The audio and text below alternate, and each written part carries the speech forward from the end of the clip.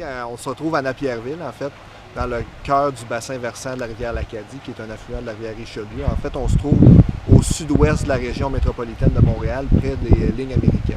C'est un bassin versant qui couvre environ 300 km². Nous, on travaille sur un projet d'environ 175 km² en amont de la rivière. Puis, c'est un type d'agriculture industrielle qu'on pourrait qualifier d'industrielle. En fait, c'est principalement composé de producteurs de grandes cultures, principalement les cultures du maïs, grain et du soya. La particularité dans le projet de bassin versant ici, c'est qu'on a un cœur de territoire qui est composé de sol organique où on a d'immenses fermes de production maraîchère, ce qui amène certaines problématiques environnementales.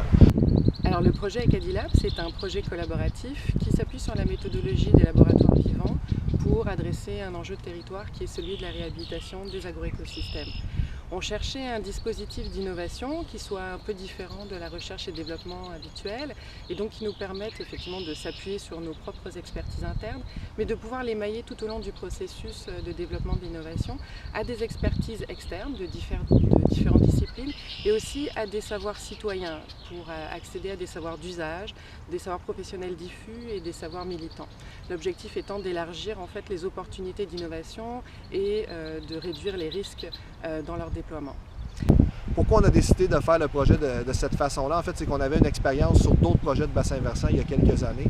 Puis on se rendrait compte que pendant que les subventions étaient là, que les gens étaient impliqués au départ, il se passait certaines actions environnementales, mais par la suite, dès que les consultants, les gens impliqués dans le projet, les subventions disparaissaient, le projet tombait. Il n'y avait pas de communauté qui se créait et d'engouement par les producteurs agricoles. Fait qu'on a décidé de faire un projet qui était pour et par les producteurs agricoles, ce qui a vraiment changé la façon de faire puis l'approche du projet. Alors un des objectifs de l'Acadilab, c'était au départ de réussir à la fois mobiliser et reconnaître les capacités d'innovation des producteurs agricoles. Ces capacités d'innovation, généralement, on les mobilise pour des enjeux économiques. Là, l'idée, c'est de les mobiliser sur des enjeux environnementaux pour que les producteurs puissent à la fois s'approprier ces enjeux environnementaux et y répondre par eux-mêmes. Donc, trouver des solutions par eux-mêmes, accompagnés par d'autres experts. On cherchait également un dispositif qui nous permette de fluidifier le processus de prise de décision en matière de mesures agro-environnementales et donc un dispositif qui permette de mettre le producteur non pas comme un réceptacle des décisions mais bien comme quelqu'un qui va être en conception au même titre que les autres parties prenantes et également un dispositif qui nous permette à travers des itérations courtes des gains et un passage à l'action plus rapide à travers des projets concrets en expérimentation en conditions réelles. Bien, tout d'abord, c'est ma curiosité qui m'a amené dans le projet, à voir qu'est-ce que c'était. Après ça, j'ai découvert que c'était des ateliers qu'on faisait entre producteurs. Il y avait ici des agronomes, des experts techniques qui avaient fait d'autres projets qui venaient avec nous. Et puis, ça nous permet d'échanger des idées. Donc, on apprend, on découvre, on donne nos expériences. Et puis, après ça, on commence par les projets les plus faciles. Ceux qui sont les plus faciles, qui donnent le plus de résultats. Et puis, à mesure que le projet avance, bien, on va plus loin dans le processus. L'autre objectif touchait plus la recherche.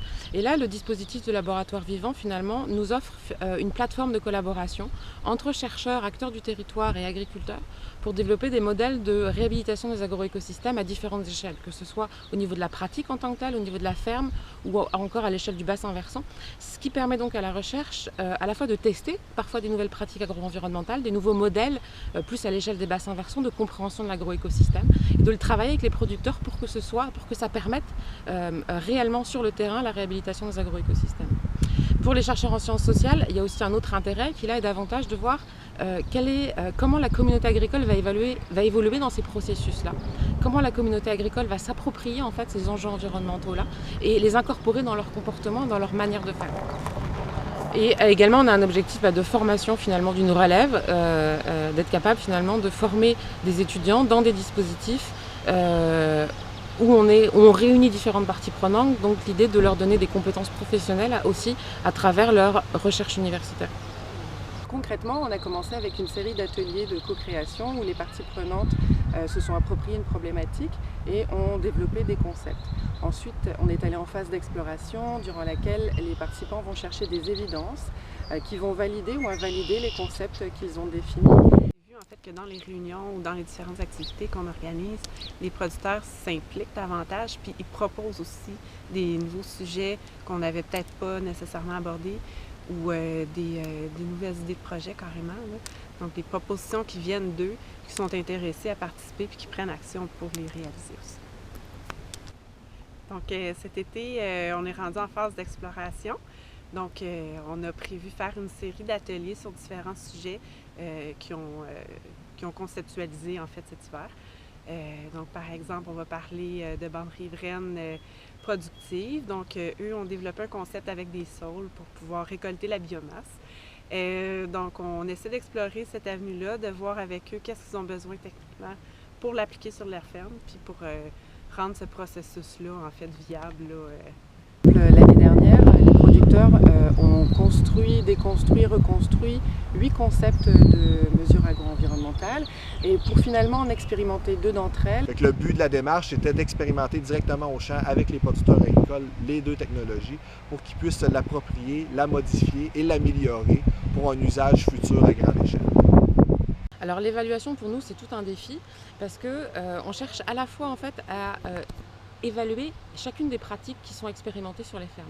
Donc voir comment les producteurs les modifient, les adaptent à leur ferme, à leurs valeurs.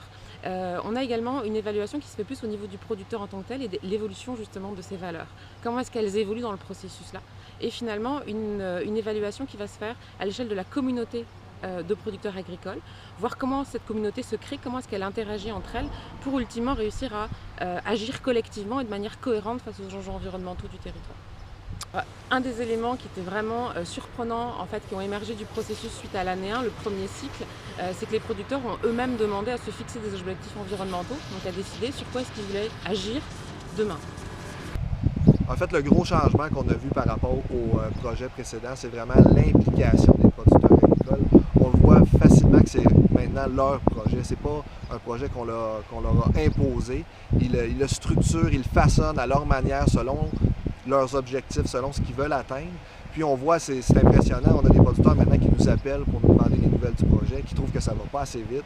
On n'a jamais vu ça par le passé, c'était nous autres qui tiraient les producteurs vers l'avant. Maintenant, c'est presque l'inverse, on ne fournit pas à certains moments à leur demande pour le projet. Ça crée déjà, puis on pourrait continuer, puis ça pourrait faire boule de neige, créer un effet, peut-être dans le meilleur des mondes, une coop, par exemple, pour les bandes riveraines ou des projets communs que jusqu'à présent, tout seul sur nos fermes, on fait du mieux qu'on peut, mais on n'avait pas cette synergie-là avec les autres producteurs.